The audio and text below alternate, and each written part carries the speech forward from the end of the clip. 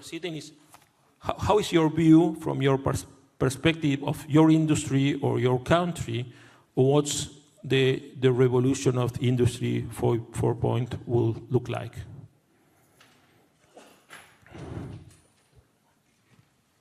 That should be working.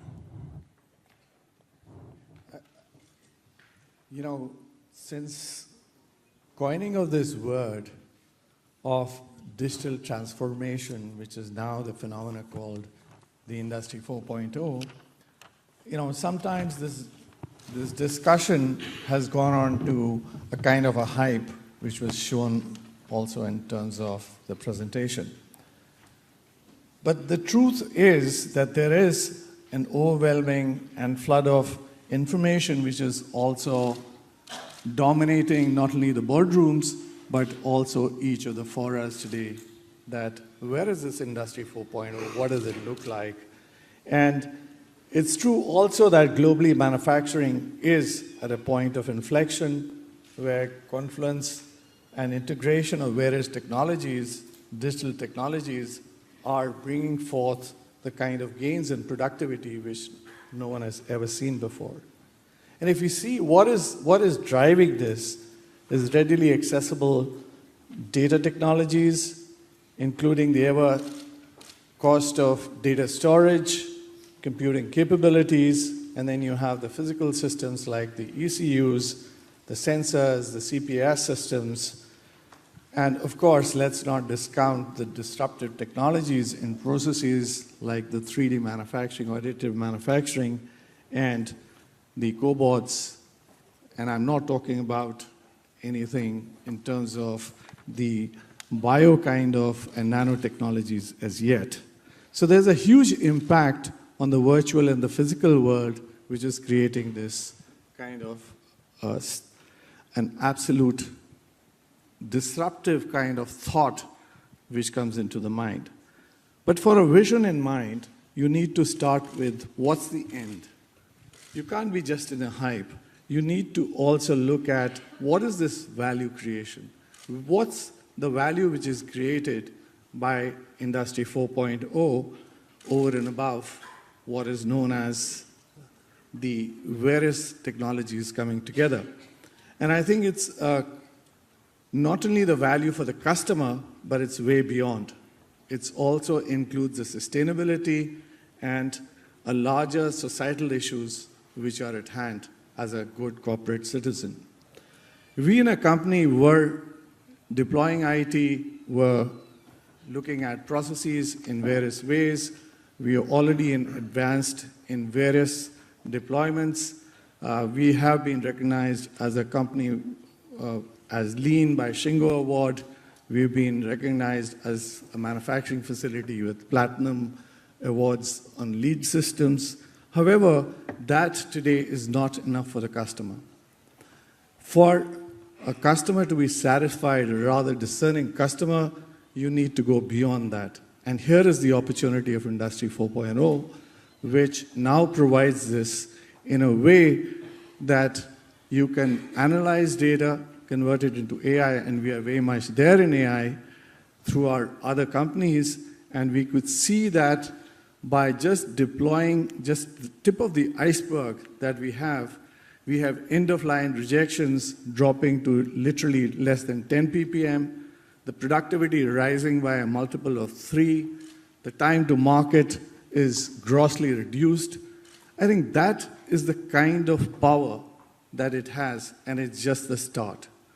So to say that what's the vision would be to not only look at these technologies, but look at integrating them to be collaborative across the whole value chain and across the whole business processes. That would be the kind of vision one would see.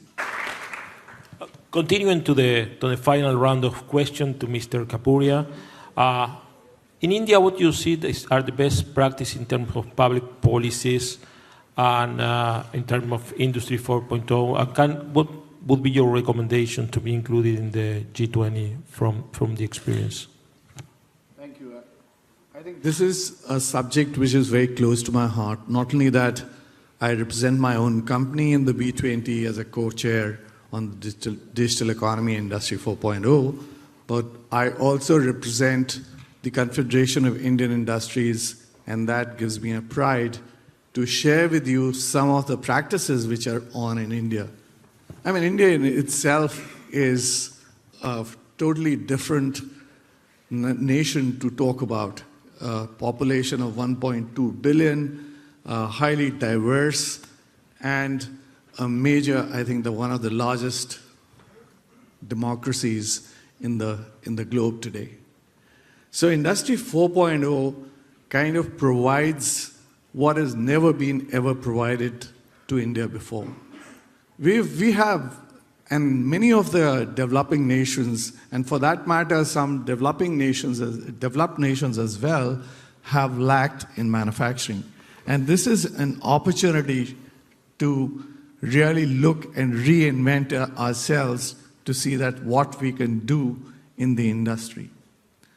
Our Prime Minister spoke about it just last week in South Africa, recognizing this kind of importance, the kind of vision he had, and he spoke about that we can't avoid this change of digitization, and neither can we do away with Industry 4.0.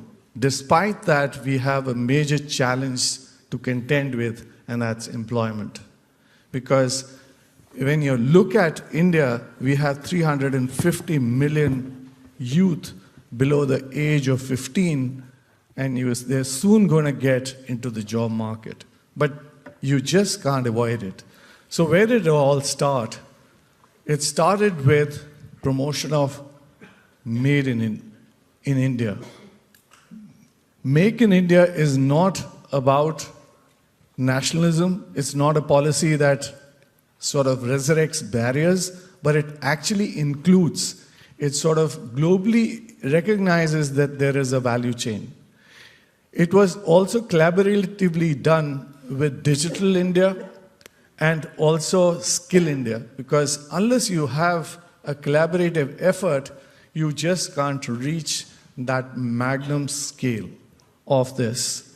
So first was to transform this massive country and the government itself into an enabler rather than just a regulator.